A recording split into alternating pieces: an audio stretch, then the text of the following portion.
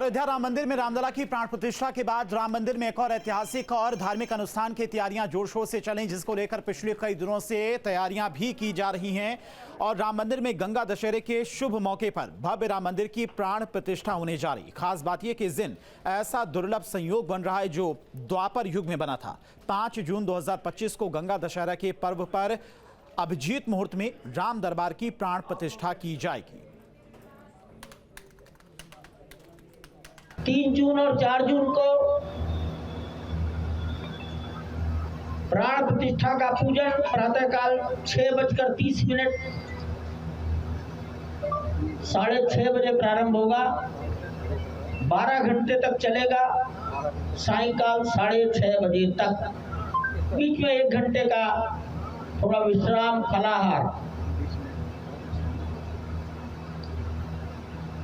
5 जून को यह पूजन प्रातःकाल 6:30 बजे प्रारंभ होकर आरती के बाद 1 बजे पूर्ण हो जाएगा।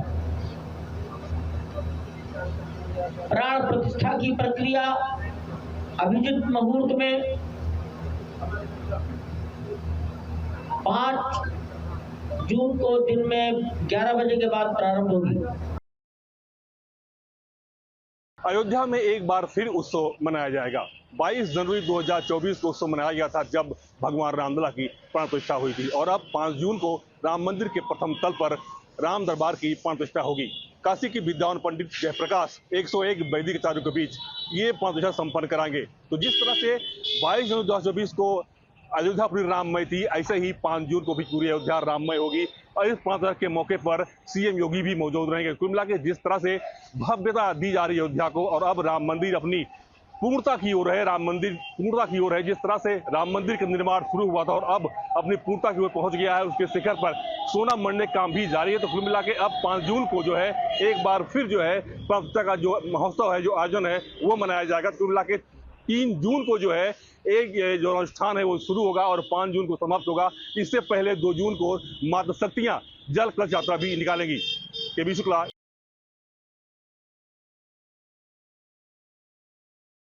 की धरती पर वापसी के बाद ऐसा पहली बार होगा इतिहास में कि कोई भारतीय अंतरिक्ष स्पेस स्टेशन की यात्रा करेगा। तो सुनीता विलियम्स की धरती पर ऐतिहासिक यात्रा के बाद देश के अंतरिक्ष इतिहास में पहली बार कोई भारतीय इंटरनेशनल स्पेस स्टेशन की यात्रा करेगा। और इंडियन एयरफोर्स के ग्रुप कैप्टन शुभांशु शुक्ला इसी साल ISS जाएंगे। उन्हें नासा के आगामी एक्सियो मिशन के लिए पायलट के रूप में चुना गया है। मिशन नासा के कैनेडी स्पेस सेंटर फ्लोरिडा से लॉन्च किया जाएगा, जो 14 दिनों तक चलेगा। ग्रुप कैप्टन शुभांशु शुक्ला जो कि लखनऊ से हैं, और हम उनके घर पे आए हुए हैं, उनके परिवार वालों से, उनके पिताजी, माताजी और उनकी बहन से बात करेंगे। लेकिन ग्रुप कैप्टन शुभांशु शुक्ला का एक अपने आप में एक बड़ी उपलब्धि है कि वो नासा के प्रोग्राम में रहेंगे। जो हम भारत का जो गगनयान प्रोग्राम है उससे उनका सिलेक्शन हुआ है, 4 में से उनका सिलेक्शन हुआ है।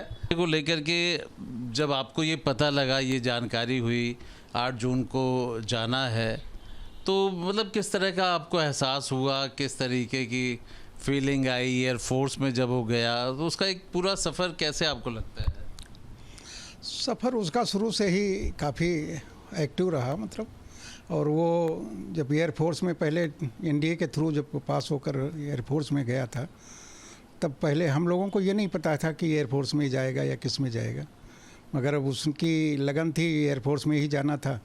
एयरफोर्स में गया, फिर एयरफोर्स से जो है वो उस एयरफोर्स में ही उसने टेस्ट पायलट की ट्रेनिंग की थी। टेस्ट पायलट के बाद जो है ये एस्ट्रोनॉट के जो है इन लोगों का चयन हुआ था।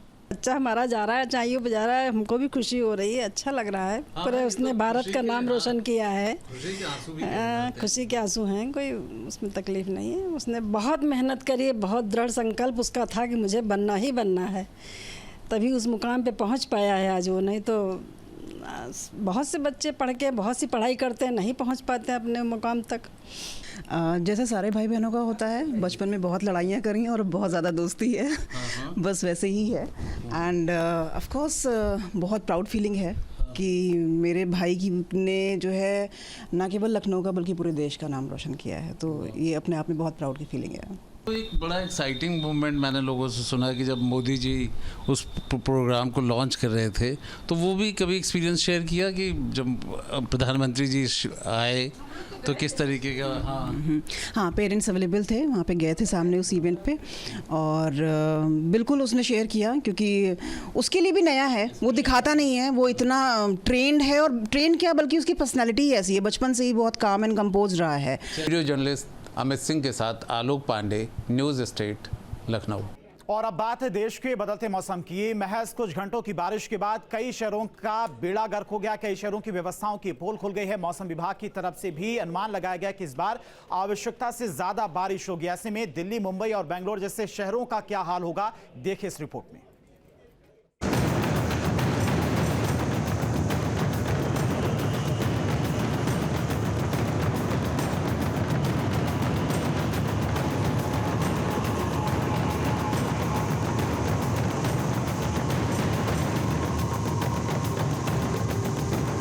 बारिश होती है और डूब जाते हैं शहर।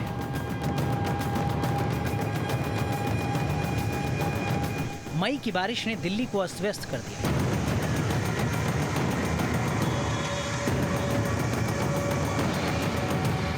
मुंबई की रफ्तार पर ब्रेक लगा दी।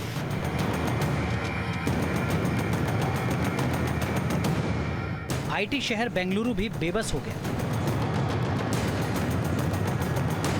बड़ा मुद्दा ये कि मई की बारिश से क्यों डूब गए शहर। मई में ये हाल है तो जून जुलाई में क्या होगा? मई में बारिश से देश के 3 शहरों में बर्बादी की तस्वीरें सामने आ चुकी हैं। एक ही दिन में बरसात ने शहरों का बेड़ा गर्क कर दिया। 3 तस्वीरें हैं जो हिंदुस्तान के मॉडर्न शहरों की मुसीबत की कहानी कहती हैं। दिल्ली, मुंबई और बेंगलुरु का ये वीडियो है। सवाल है कि क्या इन शहरों की समस्या कभी सुलझ पाएगी?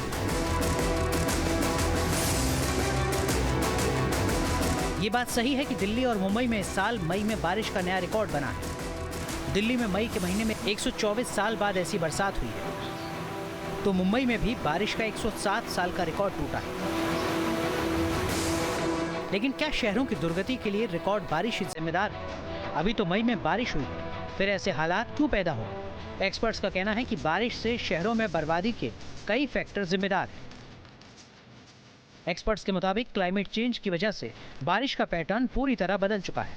इसके अलावा खराब urban planning, outdated drainage system, बेतरतीब शहरीकरण की वजह से देश के शहरों में बारिश की वजह से मुसीबत बढ़ जाती है। जानकारों का कहना है कि क्लाइमेट क्राइसिस की वजह से अचानक बारिश की मुसीबत और बढ़ने वाली है, लिहाजा शहरों को लेकर नए सिरे से प्लानिंग करने की जरूरत है।